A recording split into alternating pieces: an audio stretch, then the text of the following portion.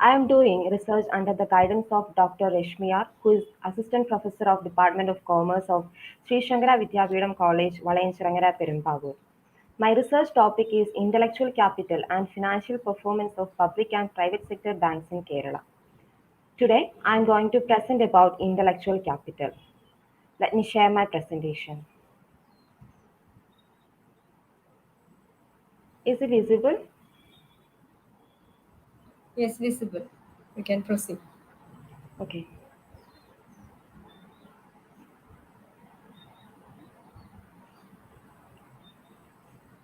We know that the economies in which business operate are in constant change. As a consequence, we cannot expect to excel managerially if we apply thinking developed for different economic dynamics than those in which we operate. Today, world has a greater focus on services and intangibles than ever before, and there requires much more sophisticated management of issues such as process, brands, intellectual property, relationship, and competencies. Good managers have always been able to manage their intellectual capital resource well, but they have relied on intuition and experience rather than explicit tools and have been frequently frustrated in their endeavors to monitor the effectiveness and efficiency of value creation from the intellectual capital resource. Let's see what is intellectual capital. Here is the meaning of intellectual capital. Intellectual capital is the value of a company or organization's employees' knowledge, skills, business training, or any proprietary information that may provide the company with a competitive advantage. Intellectual capital refers to the intangible assets that contribute to a company's bottom line. Intellectual capital is the result of mental processes that form a set of intangible objects that can be used in economic activity and bring income to its owner, covering the competencies of its people. That's called human capital. The value relating to its relationship, it is called relational capital, and everything that is left when the employees go home, that's called structural capital, of which intellectual property is there, but only one component. Here is the development of intellectual capital.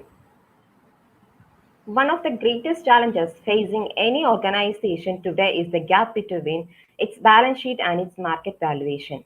This gap, representing the bulk of companies' true value, consists of indirect assets like organizational knowledge, customer satisfaction, product innovation, employee morale, patent and trademarks, and so on, that never appear in its financial reports. Only in last few years have companies and academics around the world tackled the challenge of measuring this intellectual capital. And no company has taken intellectual capital measurement as far as the Swedish financial service company Skandia, which in 1995 published the world's first intellectual capital annual report. The executive who led the team, the first ever director of intellectual capital, was Leif Edvinsson. Before developing Scantia model, there are some questions in the minds of the creator. It's like when you buy a company, what do you buy? The fixed asset, what do you measure? The number of customers, the number of working hours, the number of good ideas, and so on. So these are the reasons why Scantia started to focus on intellectual capital was, among other things, a need for a new logic regarding the development of knowledge intensive services. This is based on very simple metaphor of a tree with fruit as well as roots. For the long-term sustainability of an organization, it is much more important to focus on nurturing the roots than harvesting the fruits. The long-term idea might be even to get a new balance with the leadership focus on how the tree is flourishing. Intellectual capital is a truly critical topic for 21st century business. As known, the subject of intellectual capital appeared on the business in the world of 1990s. By the mid of 1990s, it was become clear that there were two separate but related paths of thinking about intellectual capital. In this context, by proposing a new intellectual capital measurement and reporting system, Leif Edvinsson and Michaelis Malone elaborate the Scandia model. According to this model, Scandia divided market value into financial capital and intellectual capital. Intellectual capital further divided into relational capital, human capital, and structural capital. So let's move on the elements of intellectual capital. Mainly, there are three elements for intellectual capital, that is human capital, relational capital, and structural capital. So the first one is human capital. We know that employees are the lifeline of the organization. An organization can survive if there are no employees. Organization runs with the help of individuals who contribute in their own way in its success and productivity. Employees spend maximum part of their day in offices and strive too hard to achieve the goals and objectives of the organization. Employees ought to be motivated from time to time so they develop a sense of attachment towards their organization and also deliver their best. The word human capital was introduced by A. W. Lewis in his book Economic Development with Unlimited Supply of Labor. Human capital plays a crucial role in increasing the productivity and output of an organization. The concept of human capital has relatively more importance in labor surplus countries. These countries are naturally endowed with more of labor due to high birth rate under the given climatic condition. The surplus of labor condition in these countries is the human resource available in more abundance than the tangible capital resource. This human resource can be transformed into human capital with effective inputs of education, health, and moral values. The problem of scarcity of tangible capital in the labor surplus countries can be resolved by accelerating the rate of human capital formation with both private and public investment in education, health sector, and in the moral area also. So here is some importance of human capital for the organization. The first one is human capital management helps in extracting the best out of employees. The second one is human capital management enables the human resource professional to hire the right candidate for the right job. Third one is human capital management enables free flow, free flow of information between superiors and subordinates. Fourth one is training and skill development activities are essential for upgrading the existing knowledge of employees. The fifth one is human capital management highlights the importance of soft skills and personality development for employees.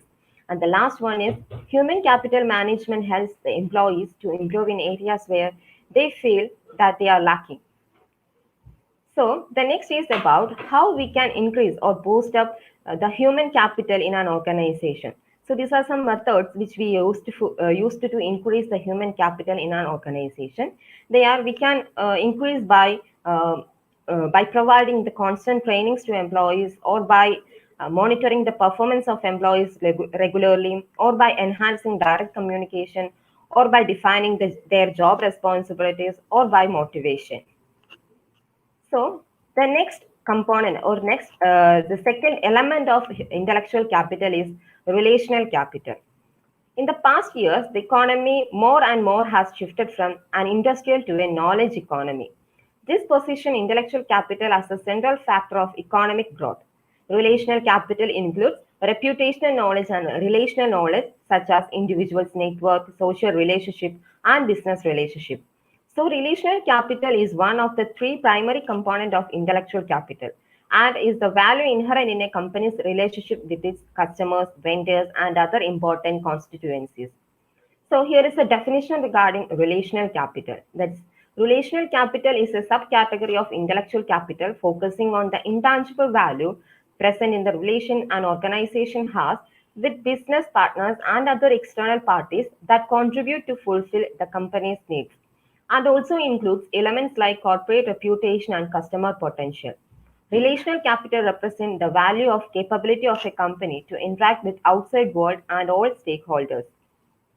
So it shows that there are different dimensions connected with relational capital. The network includes all external stakeholders except the customer the company is interacting with. So here are some methods which we are used to measure the relational capital. So we can measure the relational capital by getting the customer feedback or by conducting customer satisfaction survey or by analyzing customer loyalty or by identifying brand reputation and knowledge or through communication or by identifying the quality of supplier relationship or by analyzing the reputation of company. So, the third and last element of intellectual capital is structural capital.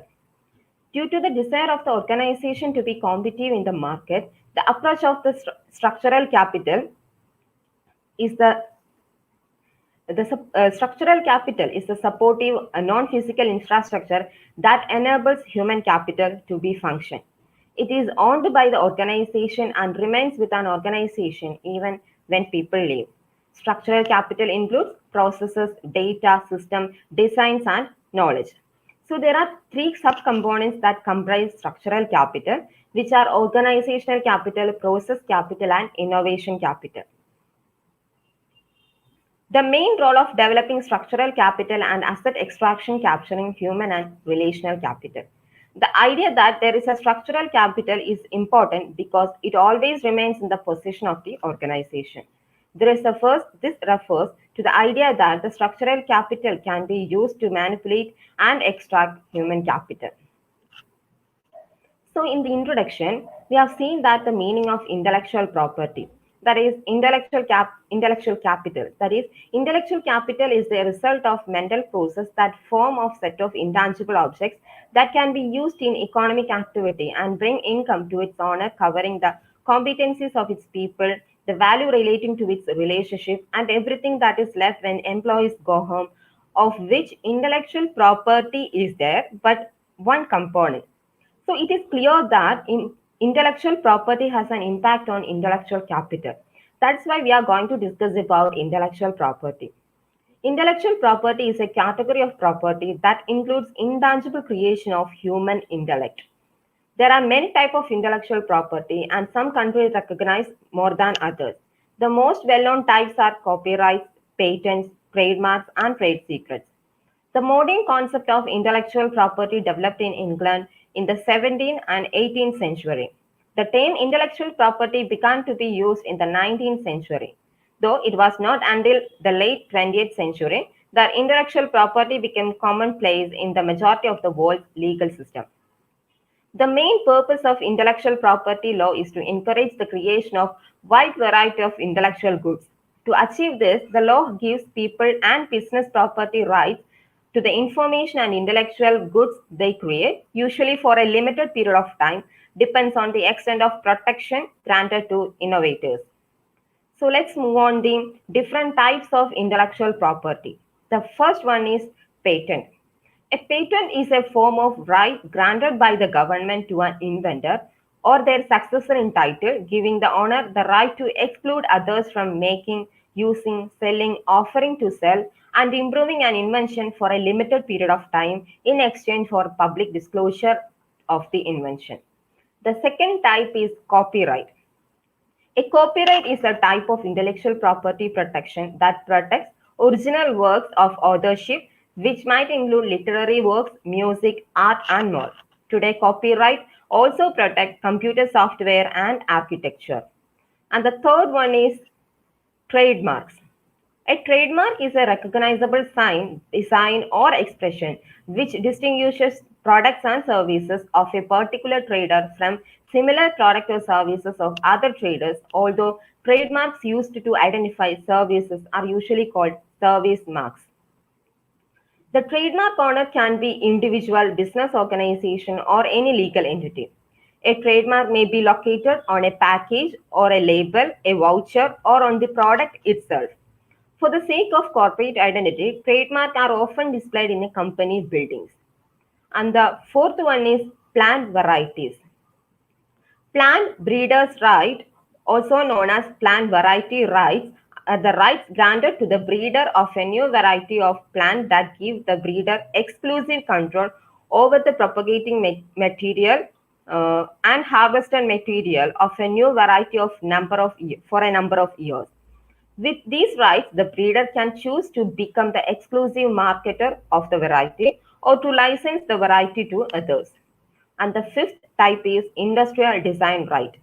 An industrial design right is an intellectual property right that protects the visual design of objects that are not purely utilitarian. An industrial design consists of the creation of shape, configuration or composition of pattern or color or combination of pattern and color in three-dimensional form containing aesthetic value. And the fifth one is trade dress. Trade dress is the characteristics of the visual appearance of a product or its packaging or even the design of a building that signify the source of the product to the consumers. And the last one is trade secrets. Trade secrets are the type of intellectual property that comprise formulas, practices, processes, designs, instruments, patterns, or compilation of information that have inherent economic value because they are not generally known or readily ascertainable by others and which the owner takes reasonable measure to keep secrets.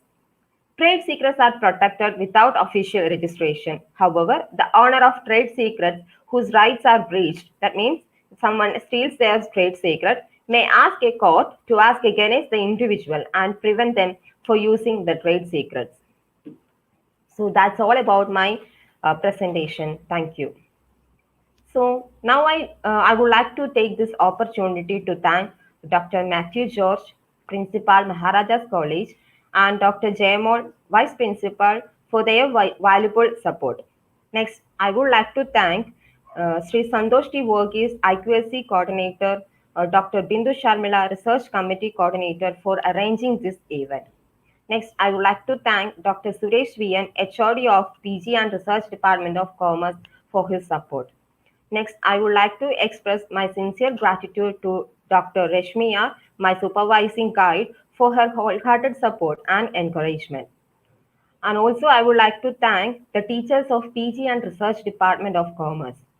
I would like to thank also the Sri Devi, Research Scholar of Department of Mathematics, Honey Cletus, the host of the event, Radhika Miss, Soumya Varma, and Blasi Babu, my fellow scholars, for their technical support.